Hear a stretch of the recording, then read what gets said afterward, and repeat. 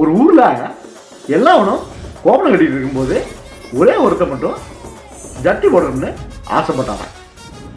அந்த மாதிரி ஊருக்குள்ள எல்லாத்தோட படத்தையும் நொட்ட சொல்லிக்கிட்டு ஒரே ஒருத்தன் மட்டும் ஒரு படத்தை எடுத்து ஹிட் பண்ணிடலாம் அப்படின்னு நினச்சிருக்கான். ப்ளூ சட்டை மாறன் என்கிற இளமாறன் அற்புதமாக நடிச்சிருக்காரு. ஏன்னா அவர் படம் ஃபுல்லாக பணமாக தான் நடிச்சிருக்காரு. நீங்கள் லோ பட்ஜெட்டில் ஒரு படத்தை எடுத்து உங்களுக்கு ரிலீஸ் ஆகலைனாலும் பெரிய கவலை ஒன்றும் இல்லை. மற்றவங்க கஷ்டப்பட்டு எடுக்கிற படத்தை ரிவ்யூ பண்ணி சம்பாதிச்சுட்டு போயிடுவீங்க. அப்ப நம்ம காட்டியும் கொடுக்குறோம் கூட்டியும் கொடுக்குறோம்.